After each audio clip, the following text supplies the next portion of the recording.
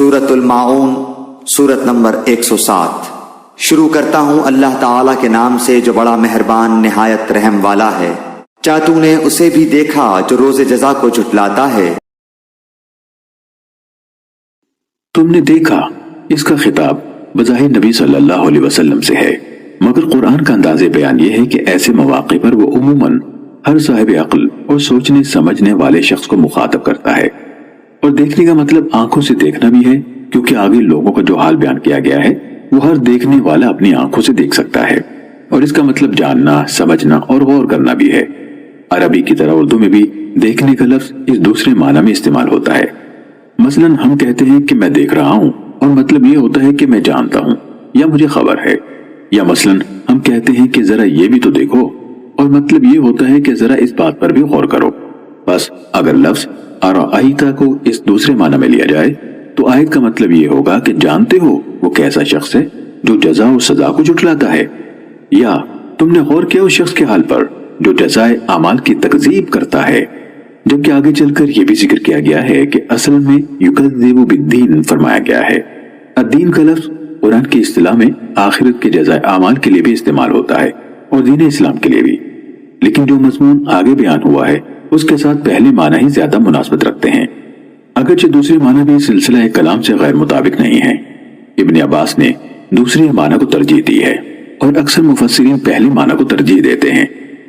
اگر پہلے معنی لیے جائیں تو پوری صورت کے مضمون کا مطلب یہ ہوگا کہ آخرت کا انکار کا عقیدہ انسان میں یہ سیرت و کردار پیدا کرتا ہے، اور اگر دوسرے معنی لیے جائیں تو پوری صورت کا مدعا دین اسلام کی اخلاقی اہمیت واضح کرنا قرار پائے گا، یعنی کلام کا مقصد یہ ہوگا کہ اسلام اس کے برعکس سیرت و کردار پیدا کرنا چاہتا ہے جو اس دین کا انکار کرنے والوں میں پائی جاتی ہے، جبکہ اسی آیت کے ضمن میں آگے چل کر یہ بھی بتایا گیا ہے کہ انداز کلام سے محسوس ہوتا ہے کہ یہاں اس سوال سے بات کا آغاز کرنے کا مقصد یہ پوچھنا نہیں ہے کہ تم نے اس شخص کو دیکھا ہے یا نہیں، بلکہ سامع کو اس بات پر غور کرنے کی دعوت دینا ہے کہ آخرت کی جزا و سزا کا انکار آدمی میں کس قسم کا کردار پیدا کرتا ہے، اور اسے یہ جاننے کا خواہشمند بنانا ہے کہ اس عقیدے کو جھٹلانے والے کیسے لوگ ہوتے ہیں، تاکہ وہ ایمان بالآخرت کی اخلاقی اہمیت سمجھنے کی کوشش کرے۔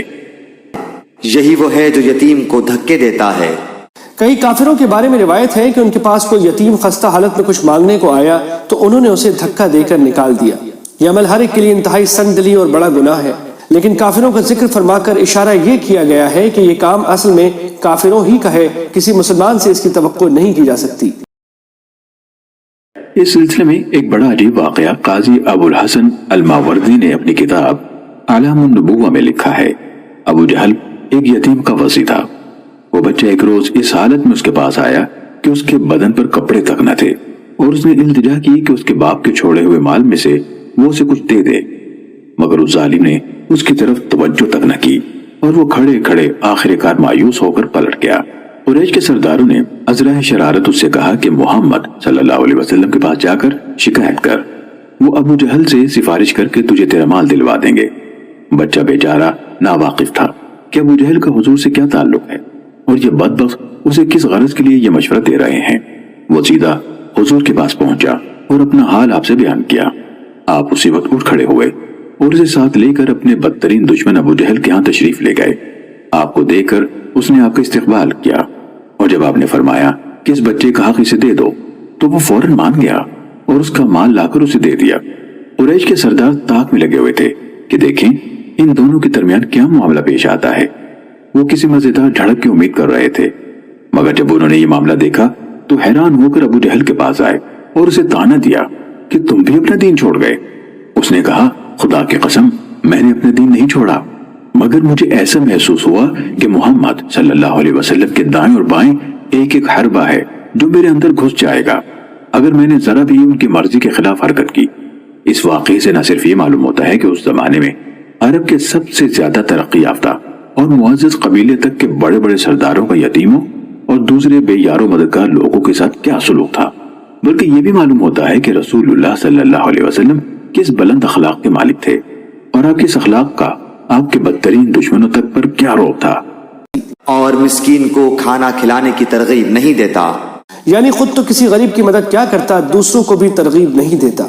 تو یہ کون ہو سکتا ہے جو مسکین سے بے فکر ہو وہی جس کو آخرت کی فکر نہ ہو. تو بات یہ ہے کہ آخرت کی پکڑ، آخرت کی فکر اور اس پکڑ کا یقین جو ہے انسان کو نیک عمل پہ لگاتا ہے کہ مجھے کچھ کرنا چاہیے، میری پکڑ ہوگی، پوچھ ہوگی. اور جب انسان کو آخرت کی پکڑ کی فکر نہیں ہوتی تو انسان انتہائی سنگ دل ہو جاتا ہے، خود غرض ہو جاتا ہے، کیونکہ اس کو یہ پتا ہوتا ہے کہ مجھے کون پوچھنے والا ہے. ان نمازیوں کے لیے افسوس اور ویل نامی جہنم کی جگہ ہے. فویل للمصلین کے الفاظ استعمال کیے گئے ہیں. یہاں فا اس معنی میں ہے کہ کھلے کھلے منکرین آخرت کا حال تو یہ تھا جو ابھی تم نے سنا. اب ذرا ان منافقوں کا حال بھی دیکھو جو نماز پڑھنے والے گروہ یعنی مسلمانوں میں شامل ہیں. وہ چونکہ بظاہر مسلمان ہونے کے باوجود آخرت کو جھوٹ سمجھتے ہیں، اس لیے ذرا دیکھو کہ وہ اپنے لیے کس تباہی کا سامان کر رہے ہیں. مسلین کے معنی تو نماز پڑھنے والوں کے ہیں، لیکن جس سلسلہ کلام میں یہ لفظ استعمال ہوا ہے اور آگے ان لوگوں کی جو صفات بیان کی گئی ہیں ان کے لحاظ سے اس لفظ کے معنی در حقیقت نمازی ہونے کے نہیں بلکہ اہل صلاۃ یعنی مسلمانوں کے گروہ میں شامل ہونے کے ہیں. جو اپنی نماز سے غافل ہیں. نماز سے غفلت برتنے میں یہ بھی داخل ہے کہ نماز پڑھے ہی نہیں، اور یہ بھی کہ اس کو صحیح طریقے سے نہ پڑھے. فی صلاتہم ساہون نہیں کہا گیا بلکہ عن صلاتہم ساہون کہا گیا ہے. اگر فی صلاتہم کے الفاظ استعمال ہوتے تو مطلب یہ ہوتا کہ وہ اپنی نماز میں بھولتے ہیں، لیکن نماز پڑھتے پڑھتے کچھ بھول جانا شریعت میں نفاق تو درکنار گناہ بھی نہیں ہے، بلکہ سرے سے کوئی عیب یا قابل گرفت بات تک نہیں ہے. خود نبی صلی اللہ علیہ وسلم کو بھی کسی وقت نماز میں بھول لاحق ہوئی ہے اور حضور نے اس کی تلافی کے لیے سجدہ سہو کا طریقہ مقرر فرمایا ہے. اس کے برعکس عن صلاتہم ساہون کے معنی یہ ہیں کہ وہ اپنی نماز سے غافل ہیں. نماز پڑھی تو اور نہ پڑھی تو دونوں کی ان کی نگاہ میں کوئی اہمیت نہیں ہے. کبھی پڑھتے ہیں اور کبھی نہیں پڑھتے. پڑھتے ہیں تو اس طرح کہ نماز کے وقت کو ٹالتے رہتے ہیں، اور جب وہ بالکل ختم ہونے کے قریب ہوتا ہے تو اٹھ کر 4 ٹھونکے مار لیتے ہیں، یا نماز کے لیے اٹھتے ہیں تو بے دلی کے ساتھ اٹھتے ہیں اور باطل ناخواستہ پڑھ لیتے ہیں جیسے کوئی مصیبت ہے جو ان پر نازل ہو گئی ہے. کپڑوں سے کھیلتے ہیں، جمائیاں لیتے ہیں، خدا کی یاد کا کوئی شائبہ تک ان کے اندر نہیں ہوتا. پوری نماز میں نہ ان کو یہ احساس ہوتا ہے کہ وہ نماز پڑھ رہے ہیں اور نہ یہ خیال رہتا ہے کہ انہوں نے کیا پڑھا ہے. پڑھ رہے ہوتے ہیں نماز اور دل کہیں اور پڑا رہتا ہے. مارا مارا اس طرح پڑھتے ہیں کہ نہ قیام ٹھیک ہوتا ہے، نہ رکوع، نہ سجود. بس کسی نہ کسی طرح نماز کسی شکل بنا کر جلدی سے جلدی فارغ ہو جانے کی کوشش کرتے ہیں. اور بہت سے لوگ تو ایسے ہیں کہ کسی جگہ پھنس گئے تو نماز پڑھ لی، ورنہ اس عبادت کا کوئی مقام ان کی زندگی میں نہیں ہوتا. نماز کا وقت آتا ہے تو انہیں محسوس تک نہیں ہوتا کہ یہ نماز کا وقت ہے. مؤذن کی آواز کان میں آتی ہے تو انہیں یہ خیال تک نہیں آتا کہ یہ کیا پکار رہا ہے، کس کو پکار رہا ہے اور کس لیے پکار رہا ہے. یہی آخرت میں ایمان نہ ہونے کی علامات ہیں، کیونکہ دراصل اسلام کے مدعیوں کا یہ طرز عمل اس وجہ سے ہوتا ہے کہ وہ نہ نماز پڑھنے پر کسی جزا کے قائل ہیں اور نہ انہیں اس بات کا یقین ہے کہ اس کے نہ پڑھنے پر کوئی سزا ملے گی. اسی بنا پر حضرت انس بن مالک رضی اللہ تعالیٰ عنہ اور عطا بن دینار رحمہ اللہ کہتے ہیں کہ خدا کا شکر ہے کہ اس نے فی صلاتہم ساہون نہیں بلکہ عن صلاتہم ساہون فرمایا. یعنی ہم نماز میں بھولتے تو ضرور ہیں مگر نماز سے غافل نہیں ہیں، اس لیے ہمارا شمار منافقین میں نہیں ہوگا. قرآن مجید میں منافقین کی اس کیفیت کو دوسری جگہ یوں بیان فرمایا گیا ہے وَلَا يَأْتُونَ الصَّلَاةَ إِلَّا وَهُمْ كُسَالَىٰ وَلَا يُنْفِقُونَ إِلَّا وَهُمْ كَارِهُونَ. یعنی وہ نماز کے لیے نہیں آتے مگر کسمساتے ہوئے اور اللہ کی راہ میں خرچ نہیں کرتے مگر باطل ناخواستہ. رسول اللہ صلی اللہ علیہ وسلم فرماتے ہیں یہ منافق کی نماز ہے جو ریاکاری کرتے ہیں. یعنی اگر پڑھتے بھی ہیں تو اللہ تعالیٰ کی رضا کے بجائے لوگوں کو دکھاوا کرنے کے لیے پڑھتے ہیں. اصل میں تو یہ کام منافقوں کا تھا. اگرچہ مکہ مکرمہ میں جہاں یہ صورت نازل ہوئی منافق موجود نہ ہو، لیکن چونکہ قرآن کریم عام احکام بیان فرماتا ہے اور آئندہ ایسے منافق پیدا ہونے والے تھے، اس لیے ان گناہوں کا ذکر فرمایا گیا ہے. اور برتنے کی چیز روکتے ہیں. معمولی چیز قرآن کریم کے لفظ معاون کا ترجمہ کیا گیا ہے. اسی لفظ کے نام پر سورت کا نام معاون ہے. اصل میں معاون ان برتنے کی معمولی چیزوں کو کہتے ہیں جو عام طور سے پڑوسی ایک دوسرے سے مانگ لیا کرتے ہیں، جیسے برتن وغیرہ. پھر ہر قسم کی معمولی چیز کو بھی معاون کہہ دیتے ہیں.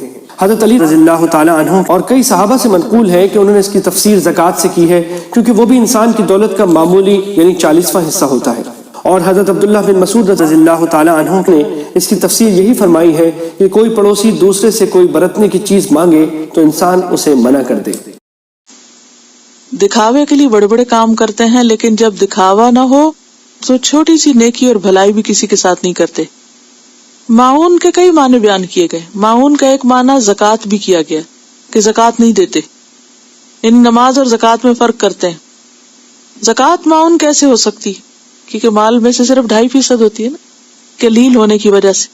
اسی طرح معاون ہر اس برتنے والی چیز کو کہتے ہیں جو عام لوگوں کے استعمال میں آئے، یعنی روز مرہ کی استعمال کی چیزیں، معمولی چیزیں۔ پھر اسی طرح معاون اس کو بھی کہتے ہیں جو کسی مانگنے والے کی مدد کے لیے دی جائے اور جو روک لی جائے وہ بھی۔ پھر معاون کا لفظ بھلائی اور حسن سلوک کے لیے بھی آتا ہے، وَيَمْنَعُونَ الْمَعُونَ، یعنی بھلائی اور حسن سلوک نہیں کرتے۔ تو بنیادی طور پر یہاں کہا یہ جا رہا ہے کہ ان چیزوں کو روک دیتے ہیں جن کو دینے سے کوئی نقصان نہیں ہوتا بندے کا، یعنی جس سے کچھ فرق نہیں پڑتا، وہ بھی دینا نہیں چاہتے کسی کو۔ بعض چیزیں تو آپ اگر دے تو آپ خود مصیبت میں پڑ جاتے ہیں۔ مثلا اگر آپ لکھتے ہو اپنا پین کسی اور کو لکھنے کے لیے دے دیں تو دیکھنے میں، کیونکہ معاون کے معنوں میں کوئی یہ نہ سمجھے کہ معمولی چیز، تو اب اس نے پین نہیں مجھے دیا تو یہ معمولی چیز روک دی تو اب اس کی پکڑ ہوگی۔ بات یہ ہے کہ معاون ان معمولی چیزوں کو کہتے ہیں کہ جن کے دینے سے کچھ بڑی مشکل نہ ہو، یعنی آپ کے پاس ایکسٹرا ہے۔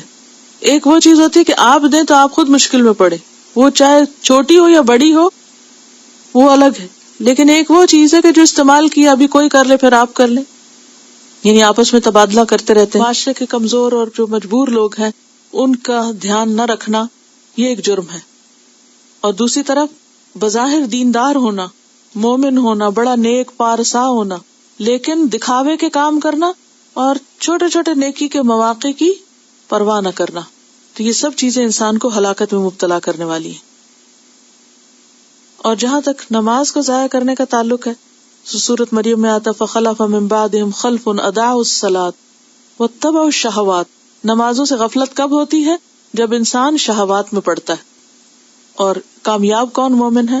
قد افلح المؤمنون، وہاں بھی نمازی کی بات، الذین هم فی صلاتہم خاشعون، اور اسی کے آگے آتا ہے والذین هم علی صلواتہم یحافظون، اور سورۃ المعارج میں دائمون۔